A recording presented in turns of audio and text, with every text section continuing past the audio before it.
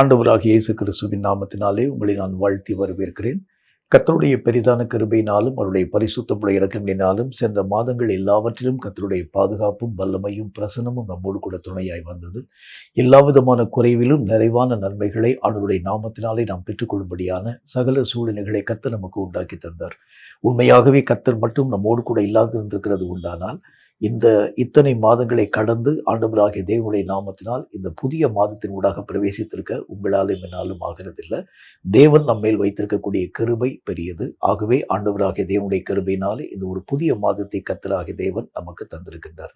இந்த மாதத்திலும் கர்த்தர் தரக்கூடிய நல்ல வாக்குத்தத்தமான வார்த்தைகளை பற்றி நாம் கற்றுக்கொள்ள வேண்டியது அவசியம். வேதம் சொல்லக்கூடிய வார்த்தையை வாசிக்கிறேன், கேளுங்கள். சகரியா தீர்க்கதரிசியின் புஸ்தகம் 10வது அதிகாரம் 5வது வசனம் இந்த வார்த்தையை நமக்கு சொல்கிறது. சகரியா 10வது அதிகாரம் 5வது வசனத்தை வாசிக்கிறேன், கவனிங்க. அது என்ன சொல்றதுன்னு பாருங்க. அவர்கள் யுத்தத்திலே தங்கள் சத்துருக்களை வீதிகளில் சேற்றில் மிதிக்கிற பராக்கிரமசாலிகளைப் போல இருந்து யுத்தம் பண்ணுவார்கள். கர்த்தர் அவர்களோடு கூட இருப்பார். குதிரைகளின் மேல் ஏறி வருகிறவர்கள் வெட்கப்படுவார்கள். கர்த்தர் அவர்களோடு கூட இருக்கிறது உண்டானால் நமக்கு எதிராக எத்தனை ஆயுதங்கள் உருவாக்கப்பட ஆரம்பித்தாலும் அவைகளை எளிதாக அதம் பண்ண நம்மால் முடியும். வேதத்திலே ஆண்டவராகிய தேவனுடைய நாமத்தினாலே பல ஜனங்கள் யுத்தத்தின் ஊடாக கடந்து போனது உண்டு.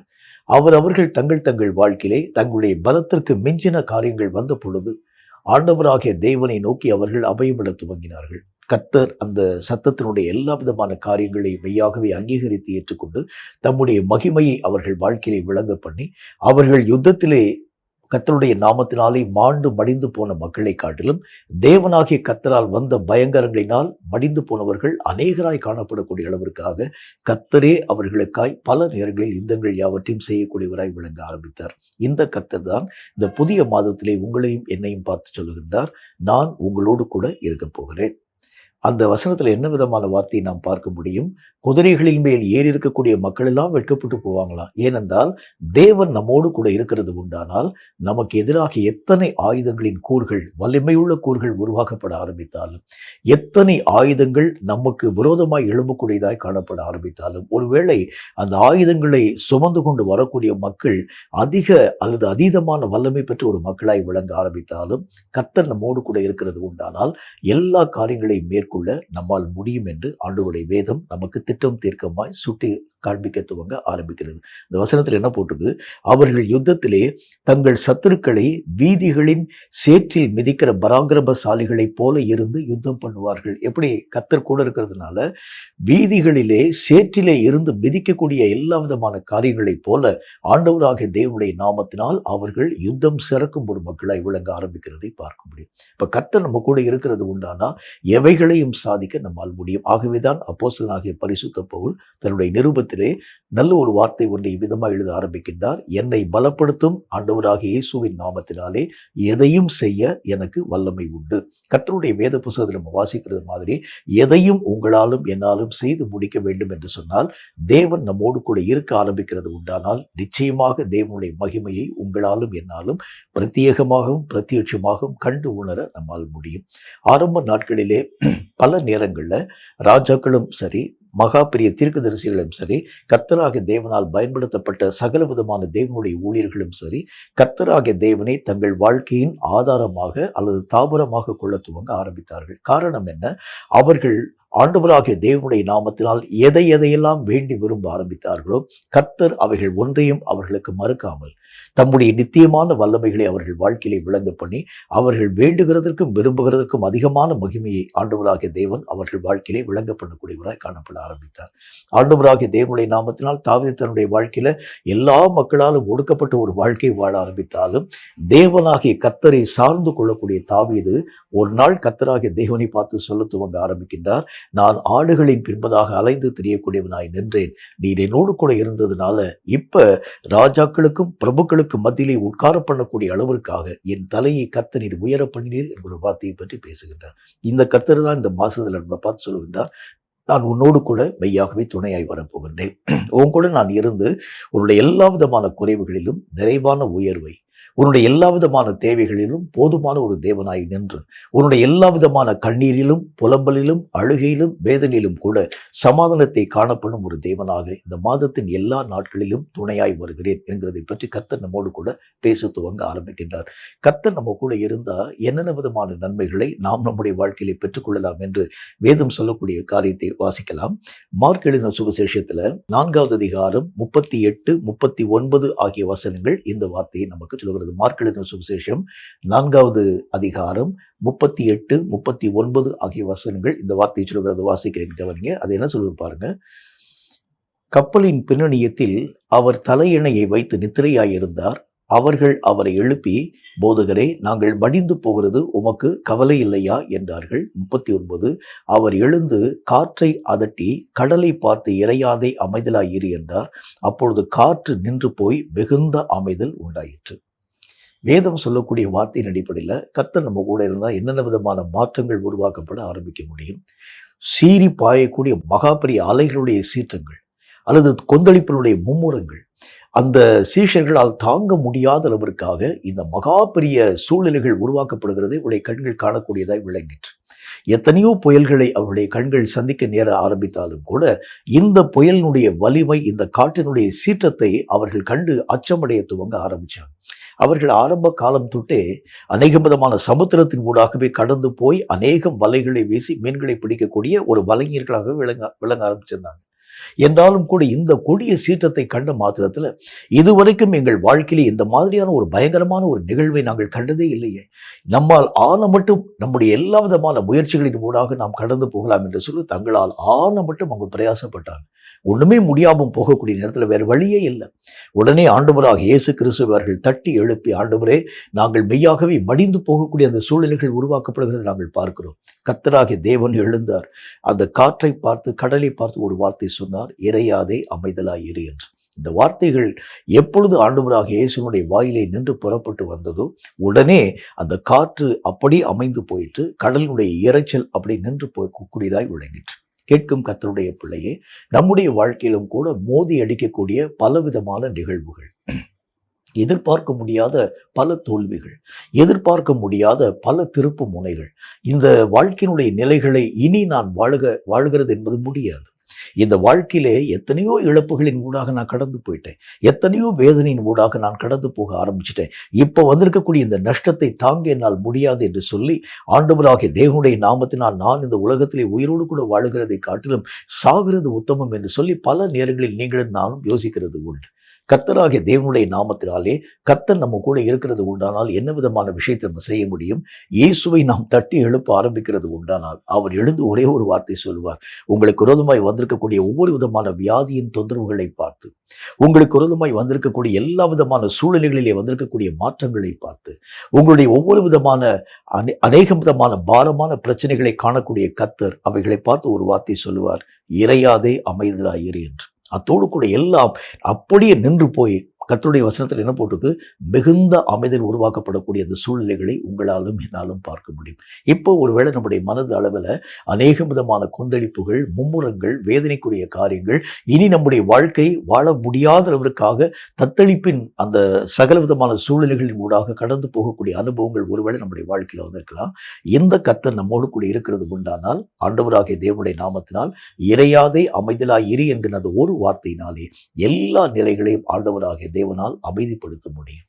நம்முடைய வாழ்க்கையிலே ஆண்டவராகிய தேவன் இந்த மாதத்திலே துணையாய் வருகிறேன் என்று சொல்லுது. நான் உன் கூட இருக்க போகின்றேன்.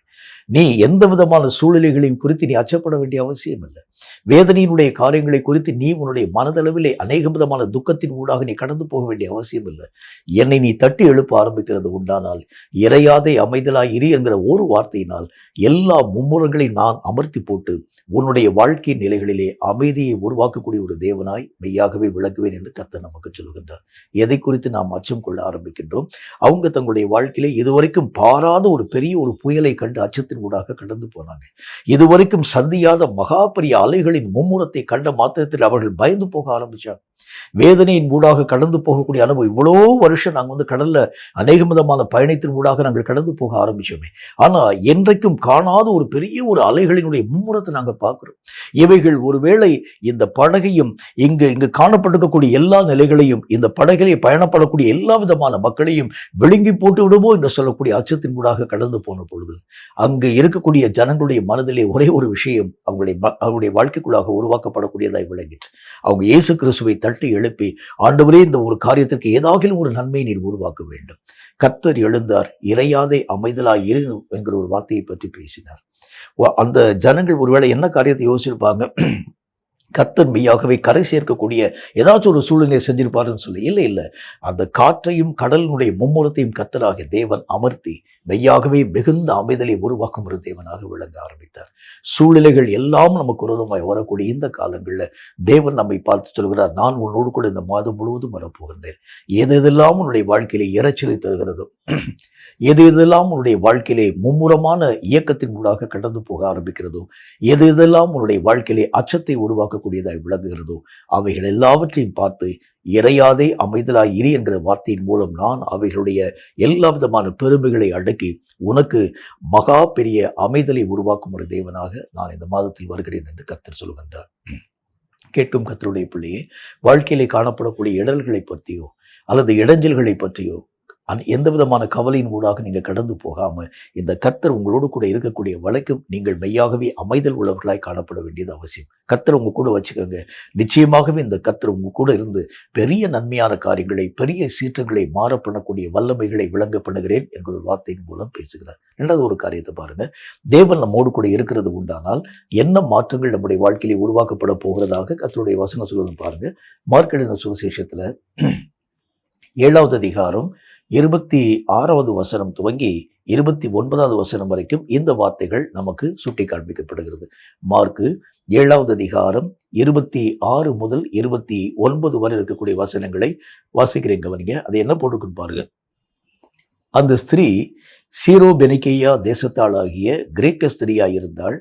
அவள் தன் மகளை பிடித்திருக்கிற பிசாசை துரத்திவிட வேண்டும் என்று அவரை வேண்டிக் கொண்டாள். 27வது வசனம், இயேசு அவளை நோக்கி, முந்தி பிள்ளைகள் திருப்தி அடையட்டும், பிள்ளைகளின் அப்பத்தை எடுத்து நாய்க்குட்டிகளுக்கு போடுகிறது நல்லதல்ல என்றார். 28வது வசனம், அதற்கு அவள், மெய்தான் ஆண்டவரே, ஆகிலும் மேஜையின் கீழ் இருக்கும் நாய்க்குட்டிகள் பிள்ளைகள் சிந்துகிற துணிக்கைகளை தின்னுமே என்றாள்.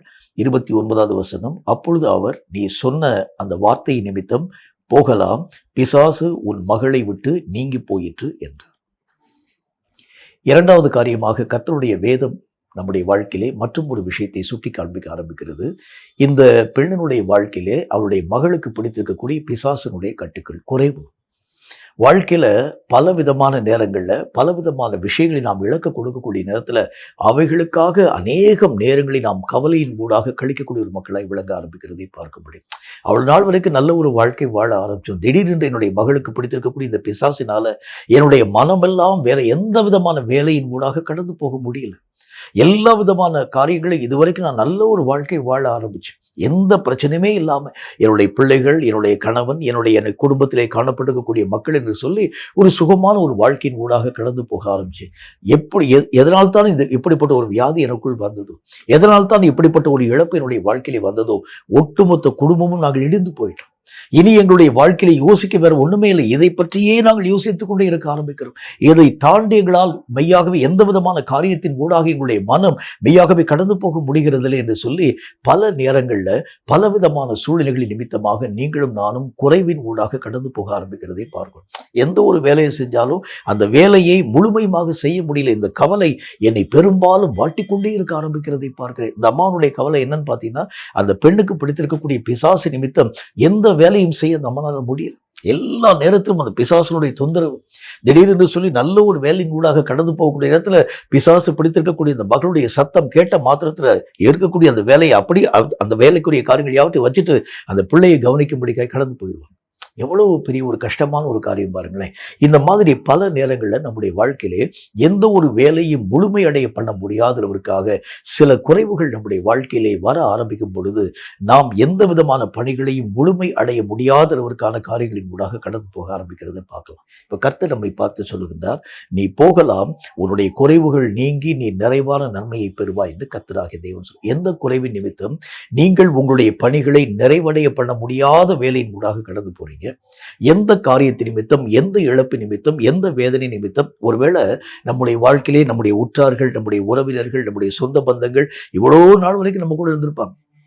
திடீர்னு சொல்லி காரணமே இல்லாம நம்மை விட்டு அவர்கள் விலகி போகக்கூடிய நேரத்துல இந்த கவலை நாள்தோறும் நம்முடைய வாழ்க்கையை அழுத்தக்கூடியதாய் விளங்க ஆரம்பிக்கும். எந்த வேலையும் முழுமையாக நான் என்னுடைய வாழ்க்கையில செய்யவே முடியல.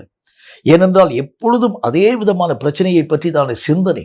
எந்த வேலையிலும் என்னுடைய மனதை மெய்யாகவே பிரயோகப்படுத்த முடியாதவருக்காக நான் மெய்யாகவே இடிந்து போகக்கூடியவனாய் விளங்க ஆரம்பித்து விடுகிறேன். இந்த மாதிரி சூழல்கள் ஒருவேளை நம்முடைய வாழ்க்கையில் வந்திருக்கலாம். அதாவது பலவிதமான இழப்புகள், ஒருவேளை நம்முடைய கம்பெனியில் ஏற்படக்கூடிய நஷ்டங்கள், அல்லது நம்ம செய்யக்கூடிய வேலைகளிலே வந்திருக்கக்கூடிய சில விதமான பிரச்சனைக்குரிய காரியத்தை நிமித்தம் வேலை இழப்பு போன்ற பல விதமான சூழல்கள் ஒருவேளை நம்முடைய வாழ்க்கையில வருகிறதுனால எந்த காரியத்திலும் நம்முடைய மனதை லயிக்க விட முடியாத அளவிற்காக அதை பற்றியதான சிந்தனைகளே நம்முடைய வாழ்க்கையில வந்து கொண்டே இருக்க ஆரம்பிக்கிறதை பார்க்க முடியும். அப்ப இந்த சிந்தனைக்குரிய காரியங்கள் மாற்றப்பட வேண்டும் என்றால் ஒரே ஒரு வழிதான் உண்டு. அந்த குறைவுகள் முற்றிலும் நீக்கப்பட ஆரம்பித்தால் மட்டும்தான் கர்த்தருடைய நாமத்தினால் நான் என்னுடைய வேலையை என்னுடைய வாழ்க்கையை திறமையான விதத்தில் செய்து முடிக்க முடியும். அப்ப அந்த பிரச்சனையை மாறக்கூடிய வழிமுறை என்ன? எத்தனையோ விதமான மக்களை நீங்களும் நானும் நாடி தேடக்கூடிய நேரத்தில் அந்த பிரச்சனைகள் ஒருபோதும் மாற்றத்தின்பூடாக போகிறதில்லை. ஆனால் கர்த்தர் உங்கள் கூட இருக்கிறது உண்டானால் அந்த பிரச்சனைகளுடைய சுவடுகளே இல்லாத அளவிற்காக இந்த ஸ்திரீ தன்னுடைய வாழ்க்கையிலே இந்த ஒரு வேதனையை பொறுக்க முடியாத விட எங்கெல்லாம் போய் என்னுடைய மகளுக்கு பிடித்திருக்கக்கூடிய இந்த பிசாசனுடைய கட்டுக்களில் நின்று என்னுடைய மகளை விடுவிக்க முடியும் என்று சொல்லி எல்லா இடங்களிலும் அலைந்து தெரியக்கூடியவளா விளங்கியிருப்பான். ஏன்னா என்னுடைய எந்த விதமான வேலையும் நான் நேர்த்தியான விதத்தில் செய்ய முடியல. நான் பாதி வேலை செஞ்சு கொண்டிருக்கக்கூடிய நேரத்தில் அவள் வந்து மெய்யா கூப்பிடக்கூடிய அந்த சத்தத்தின் நிமித்தமாக என்னுடைய வேலையை நான் அப்படியே விட்டு அவளை கவனிக்கும்படிக்காக நான் கடந்து போக ஆரம்பிக்கிறேன். எந்த விதமான ஒரு காரியத்தின் ஊடாக என்னுடைய மனதை பயன்படுத்தி நான் முடியாத இருக்கக்கூடிய சூழ்நிலைகள் ஊடாக கடந்து போகிறேன். அம்மாவுடைய மனசுல மகாபெரிய வேதனை, மகாபெரிய கஷ்டம்.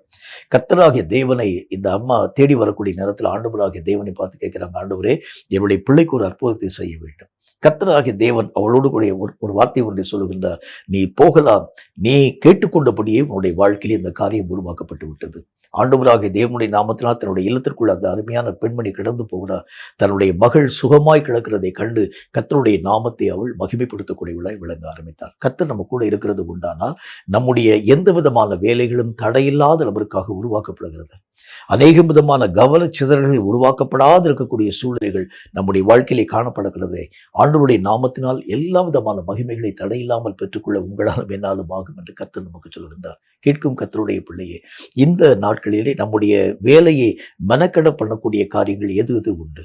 அவைகள் எல்லாம் கர்த்தராகிய தேவன் மெய்யாகவே சுகப்படுத்தி உங்களுக்கு உண்டான வேலைகளிலே முழு காரியங்களை செயல்படுத்தக்கூடிய அளவிற்காக, அந்த வேலையினுடைய முழு மகிமையை பெற்றுக்கொள்ளக்கூடிய அளவிற்காக, வேலைகளுக்கு தடையை உருவாக்கக்கூடிய எல்லா தடைகளையும் கர்த்தராகிய தேவன் அப்புறப்படுத்தி போட்டு மெய்யான விடுதலையை தந்து தம் நாமத்தை உங்கள் மூலம் மகிமைப்படுத்துகிறதை இந்த மாதத்திலே நீங்கள் பிரத்யேகமாய் காண முடியும் என்று கர்த்தர் நமக்கு சொல்லுகின்றார். மூன்றாவது ஒரு விஷயத்தை பாருங்க. வேதம் சொல்லக்கூடிய மற்றும் ஒரு வார்த்தையின் அடிப்படையில் மார்க் எழுதின சுவிசேஷத்துல 8வது அதிகாரம் 19, 20 ஆகிய வசனங்கள் இந்த வார்த்தையை நமக்கு சொல்கிறது. மார்க் 8வது அதிகாரம் 19, 20 ஆகிய வசனங்களை நான் உங்களுக்காக வாசிக்கிறேன், கவனிங்க. நான் 5 அப்பங்களை 5000 பேருக்கு பங்கிட்ட போது மீதியான துணிக்கைகளை எத்தனை கூடை நிறைய எடுத்தீர்கள் என்று கேட்டார். 12 என்றார்கள். 20வது வசனம், நான் 7 அப்பங்களை 4000 பேருக்கு பங்கிட்ட போது மீதியான துணிக்கைகளை எத்தனை கோடி நிறைய எடுத்தீர்கள் என்று கேட்டார். 7 என்றார்கள். கர்த்தர் நம்முடைய வாழ்க்கையில இருக்கக்கூடிய நேரத்துல எந்த தேவைகளும் நம்முடைய வாழ்க்கையிலே பூர்த்தியாக்கப்படாததாக காணப்படுகிறது இல்லை.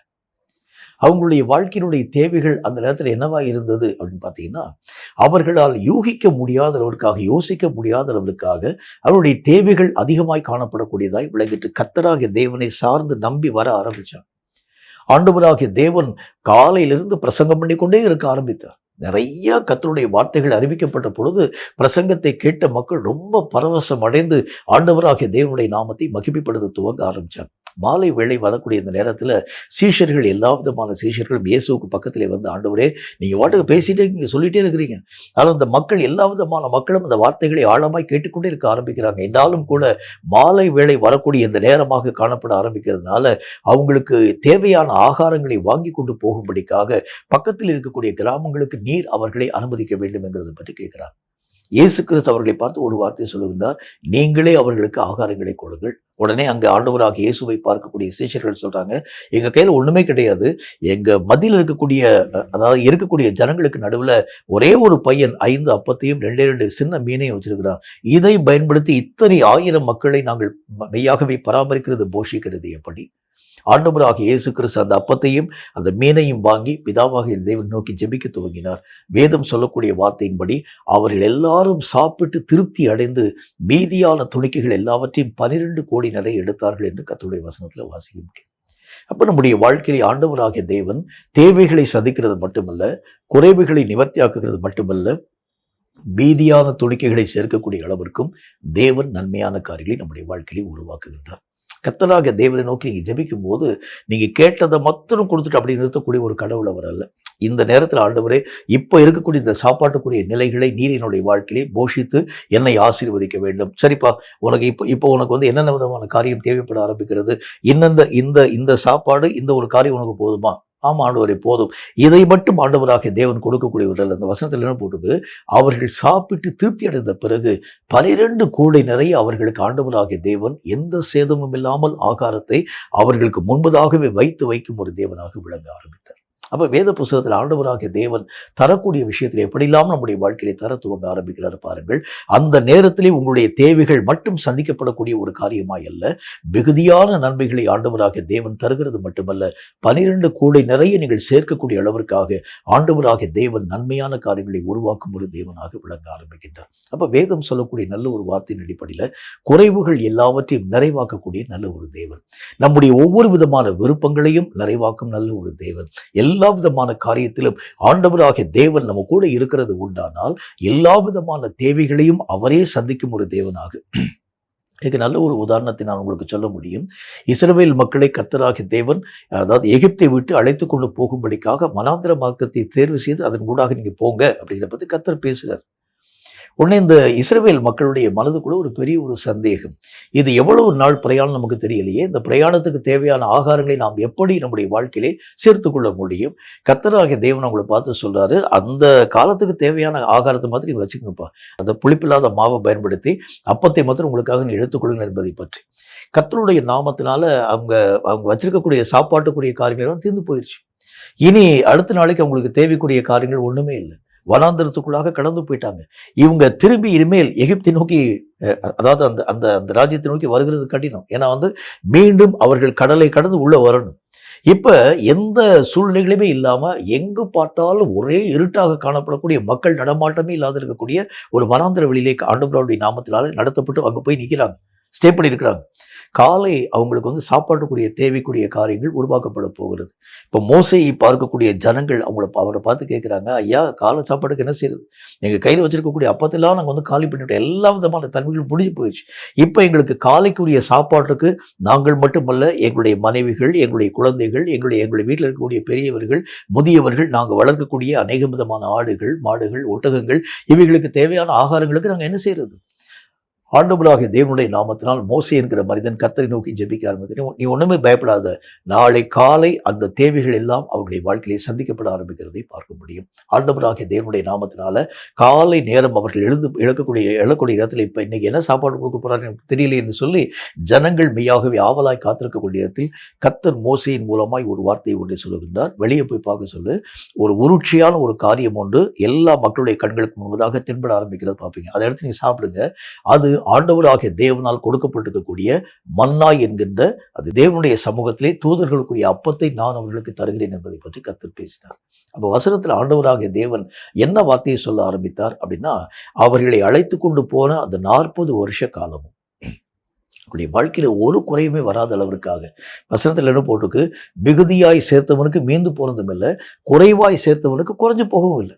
எல்லா விதமான தேவைகளும் அந்த அந்த மக்களுடைய வாழ்க்கையிலே நிறைவாய் சந்திக்கப்படக்கூடியதாய் விளங்க ஆரம்பித்தது.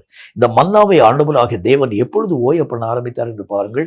எப்ப கானான் நாட்டுக்குள்ள உள்ள போய் அந்த தேசத்திலே காணப்படக்கூடிய கனிகளை அவர்கள் பறித்து புசிக்க ஆரம்பிச்சாங்களோ, கானான் நாட்டினுடைய ஆகாரத்தை எப்ப அவங்க சாப்பிட்டாங்களோ அன்று முதல் மன்னா பெய்யாமல் நின்று போயிற்று. அப்போ அவ்வளோ நாள் வரைக்கும் எந்த குறைவும் இல்லாமல் தேவன் அவர்களை பராமரிக்கும் ஒரு தேவனாய் இந்த கர்த்தர் தான் சொல்லுகின்றார், நான் இந்த மாதம் முழுதும் உன் கூட வரப்போகின்றேன். எப்படி வரப்போகின்றேன்? பராமரிக்கும் தேவனாக, உன்னுடைய குறைவுகளை நிவர்த்தியாக்கும் தேவனாக, தேவைகளை சந்திக்கும் தேவனாக, எந்த நன்மையும் உன்னுடைய வாழ்க்கையில இழக்க கொடுக்க முடியாத அளவுக்கு. அவங்க என்னென்னலாம் கேட்குறாங்க பாருங்க. எங்க வாழ்க்கையிலே நாங்கள் சாப்பிட்ட அநேக விதமான மாம்ச ஆகாரங்களை வாஞ்சிக்கிறோம். கர்த்தராகிய தேவனுடைய நாமத்தினாலே மாம்சத்தை இந்த வனாந்தரத்தில் நாம் பெறுகிறது எப்படின்னு சொல்லி மோசே ஒருவேளை யோசிக்க ஆரம்பித்தாலும் தேவனாகிய கர்த்தர் மோசையை பார்த்து சொல்லுகிறார், கர்த்தருடைய கரம் மெய்யாகவே குறுகி போயிட்டார் மோசே, நாளை தினம் காலையிலே அவங்க கேட்ட அந்த மாம்ச ஆகாரத்தை நான் உங்களுக்கு தருவேன். மறுநாள் காலை அவர்கள் எழுந்து பார்க்குறாங்க, பாளையம் எங்கிலும் காடைகள் மூடி இருக்கிறது உங்களுடைய கண்கள் பார்த்து. அப்போ வேதம் சொல்லக்கூடிய வார்த்தையின்படி எதையெல்லாம் அவர்கள் விரும்பினார்களோ எதையும் குறைவில்லாமல் தரக்கூடிய நல்ல தேவனாகிய கர்த்தர். இந்த கர்த்தர் தான் உங்களையும் என்னையும் பார்த்து சொல்லுகின்றார், இந்த மாதத்தின் எல்லா நாட்களிலும் உன்னோடு கூட மெய்யாகவே வரப்போகின்றேன். உன்னுடைய தேவைகள் இனது என்பதை அறிந்து உன்னுடைய வாழ்க்கையில எந்த நன்மையும் குறைவில்லாமல் உன்னை பராமரிக்கும் தேவனாக. இது தவிர்த்து மேலதிகமாக என்ன காரியத்தை செய்யறாருப்பாங்க. வனாந்தரத்தில் அந்த மக்கள் நடந்து போறாங்க. வசனத்துல வாசிக்கிறோம், அவர்களுடைய கால்கள் வீங்கி போகாத அளவிற்கான ஒரு நன்மையான காரியங்களை உருவாக்கினார். கால்கள் வீங்கி போகாது இருக்கக்கூடிய காரியங்கள் மட்டுமல்ல, இந்த வசனத்தில் என்ன போட்டுக்கு, அவர்களுடைய வஸ்திரம் 40 வருஷ காலம் பழசாவே போகலையும். அப்ப வேதம் சொல்லக்கூடிய வார்த்தை, அப்ப கர்த்தர் அந்த மக்களை எப்படிலாம் பராமரிச்சு வந்திருப்பான்னு பாருங்க. சாப்பாட்டு விஷயத்திலையும் சரி, அவருடைய சரீர விஷயத்திலையும் சரி, அவங்களுடைய ஆடை சம்பந்தப்பட்ட விஷயத்திலும் சரி, தேவனுடைய பராமரிப்பு அவர்களை எவ்வளவு தூரம் சூழக்கூடியதாய் விளங்க ஆரம்பித்திருக்கிறது என்பதை நீங்களும் நானும் புரிந்து கொள்ள வேண்டும். வனாந்தரம் சொன்னா உங்களுக்கு நல்லாவே தெரியும், அங்கு அநேகமான நேரங்களில் புழுதி புயல் உருவாக்கப்பட ஆரம்பிக்கிறத பார்க்கணும். இந்த மாதிரி புழுதி புயல் நம்முடைய வஸ்திரத்தின் மேலே படுகிறது உண்டானால் வஸ்திரம் எளிதாக ஒன்றும் நாம் அழுக்கா போயிடும். ஆனால் அந்த வசனத்தில் என்ன போட்டிருக்கு, வஸ்திரங்கள் பழசாகவே போகாத அளவிற்காக அவங்க கொண்டு வரும்போது எப்படி இருந்துச்சோ அதே மாதிரி அந்த வாக்கு பண்ணப்பட்டிருக்கக்கூடிய கானான் நாட்டுக்குள் போகக்கூடிய வரைக்கும் அந்த வஸ்திரத்தில் ஒரு பழதான அந்த பழைய நிலைகளையும் அவருடைய கண்களினால் பார்க்கவே முடியல. கேட்கும் கர்த்தருடைய பிள்ளையே, உன்னையும் என்னையும் பராமரிக்கும் கர்த்தர் இந்த மாதத்தின் எல்லா நாட்களிலும் உன்னோடும் என்னோடும் வருகிறேன் என்பதை பற்றி பேசுகின்றார். நம்முடைய வாழ்க்கையில கூட எதையும் குறித்து நீங்களும் நானும் கவலைப்பட வேண்டியது அவசியம் இல்லை. கர்த்தர் நம்ம கூட இருக்கிறதுனால எல்லா நன்மைகளையும், எல்லா கிருபைகளையும், எல்லா ஆசீர்வாதங்களையும் உங்கள் வாழ்க்கையிலே தடையில்லாமல் பெற்றுக்கொள்ள முடியும் என்கிறது சந்தேகம் இல்லை. நான் ஒரே ஒரு காரியத்தை சொல்லி நான் என்னுடைய செய்தியை நிறைவு பண்றேன். லூக்கா எழுதின சுவிசேஷத்துல 7வது அதிகாரம் 11 முதல் 15 வரைக்கும் இருக்கக்கூடிய வசனங்கள் இந்த வார்த்தையை சொல்கிறது. லூக்கா 7வது அதிகாரம் 11 முதல் 15 வரைக்கும் இருக்கக்கூடிய வசனங்களை வாசிக்கிறேன், கேளுங்கள்.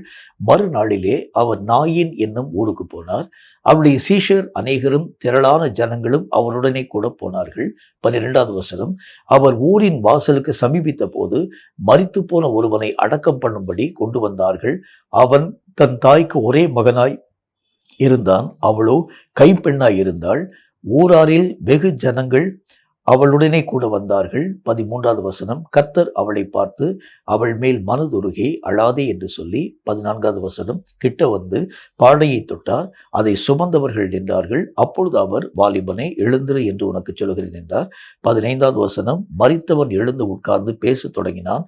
அவனை அவன் தாயினிடத்தில் ஒப்புவித்தார். வசனத்தில் ஆண்டவராகிய தேவனுடைய வேதம் சொல்லக்கூடிய மற்றும் ஒரு வார்த்தையை பாருங்கள். தேவைகளை அறிந்து சந்திக்கும் ஒரு தேவன். நீங்க கேட்காம இருக்கக்கூடிய நேரத்துல கூட நம்முடைய மனம் எதை விருப்பப்படுகிறது என்பதை பற்றி ஆராய்ந்து பார்க்கும் தேவன். அவர் உங்க கூட இருக்கிறது உண்டானா, இந்த நாயின் என்கிற ஊரிலே கடந்து போகக்கூடிய எல்லா விதமான சூழல்களை நம்ம கண்கூடாக நம்ம கண்டுகொண்டு வருகின்றோம். ஜனங்களுக்கு முன்பதாக கைப்பெண்ணாய், இனி அவங்களுக்கு அந்த அம்மாவுக்கு வாழ்க்கையில எந்த விஷயமே ஒண்ணுமே இல்லை. அவளுக்கு இருந்த அந்த ஒரே மகனும் செத்து போயிட்டான். அவளுடைய கணவன் என்றைக்கோ அவன் மெய்யாகவே மரணத்தினூடாக போயிட்டான்.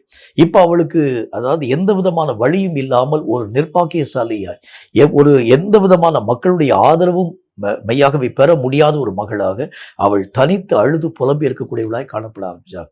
கூட இருக்கக்கூடிய மக்களாக எதுக்காக அழுதுருப்பாங்க அப்படின்னா பார்த்தா, அந்த அம்மாவுடைய மகளுடைய அந்த மகனுடைய மரணத்திற்காக அவங்க அழுதுருப்பாங்க.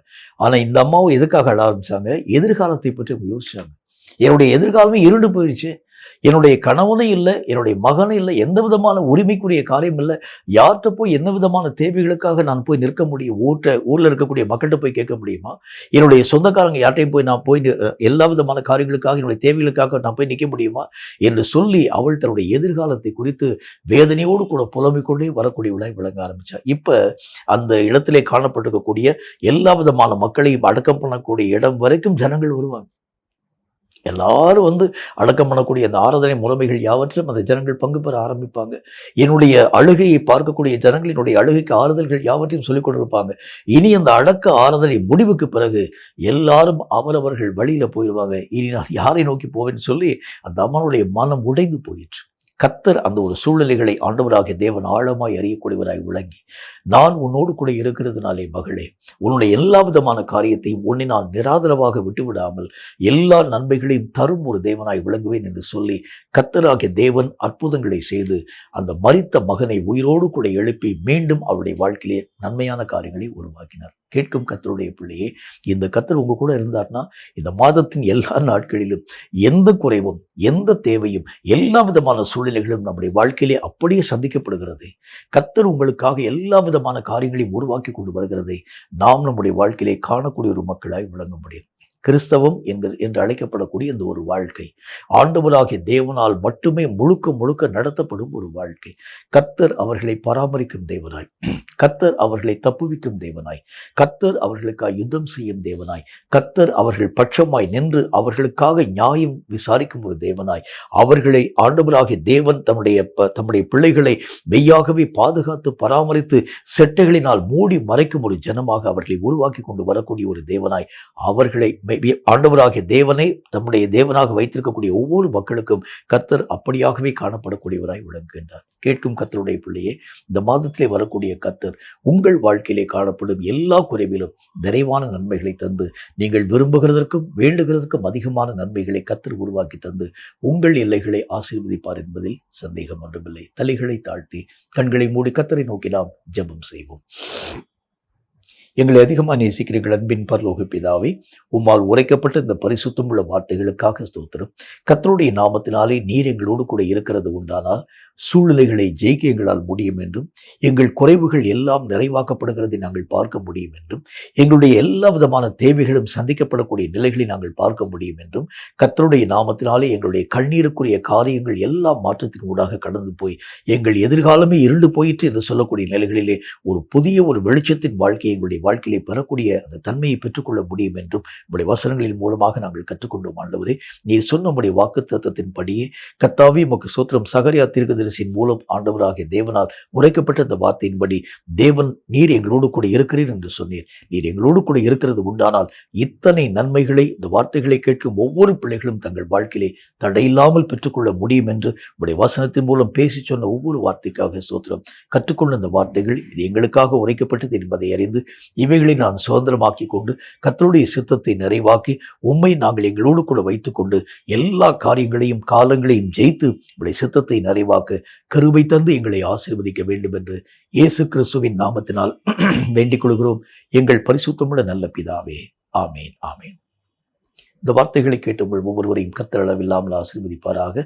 இந்த மாதத்தின் எல்லா நாட்களிலும் கர்த்தர் உங்களோடு கூட வந்து எல்லா நன்மைகளையும் தடையில்லாமல் தந்து உங்களுடைய மனம் ஆச்சரியப்பட்டு பூரிக்கக்கூடிய அளவிற்கான கிருபைகளை தந்து உங்கள் எல்லைகளை ஆசீர்வதிப்பார் என்பதில் சந்தேகம் ஒன்றுமில்லை. கர்த்தர் தாமே உங்கள் ஒவ்வொருவரையும் அளவில்லாமல் ஆசீர்வதிப்பாராக. ஆமேன்.